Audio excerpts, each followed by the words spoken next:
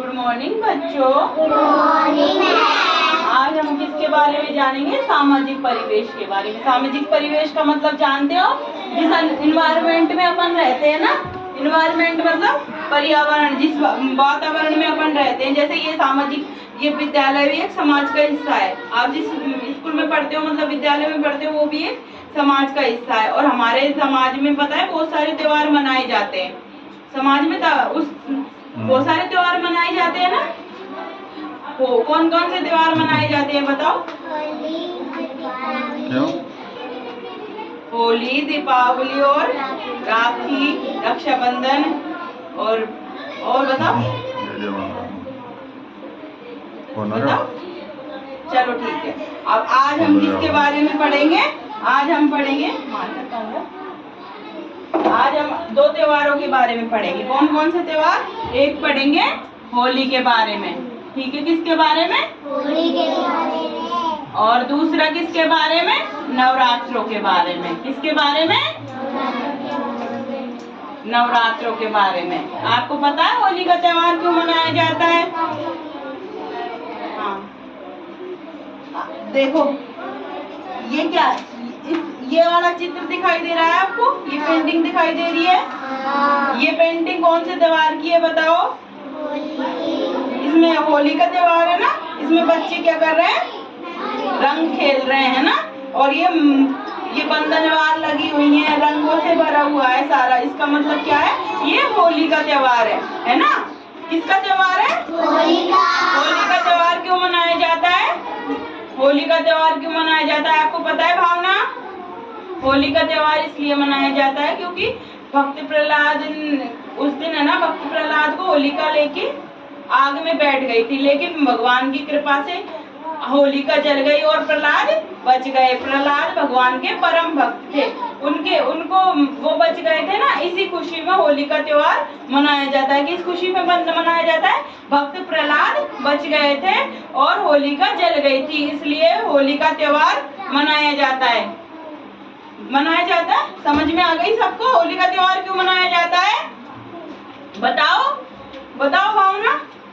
क्योंकि इस दिन भक्त प्रहलाद की रक्षा भगवान ने करी थी और होलिका जो पापनी थी वो जल गई थी, ठीक है। इसपे पाप पे, बुराई पे अच्छाई की विजय और पुण्य की विजय, धर्म की विजय के रूप लक्ष्य में ये होली का त्योहार मनाया जाता है। अब ये देखो, ये किसके लिए, ये क्या हो रहा है? ये कन्या पूजन हो रहा है। क्या हो रहा है? कन्या पूजन। आपको पता है कन्या पूजन कब किया जाता है? नवरात्रों में किया जाता है। पता है आपको?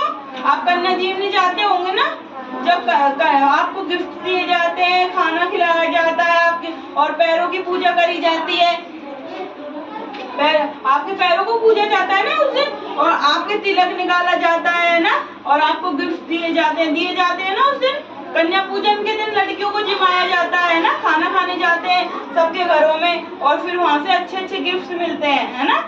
9 दिनों तक क्या होता है? नवरात्रों में माता की पूजा होती है। कन्या को क्या माना जाता है? माता का स्वरूप माना जाता है। इसलिए 9वें दिन क्या करते हैं? 8 दिनों तक माता की पूजा करते हैं, और 9वें दिन क्या करते हैं? कन्या पूजन करते हैं।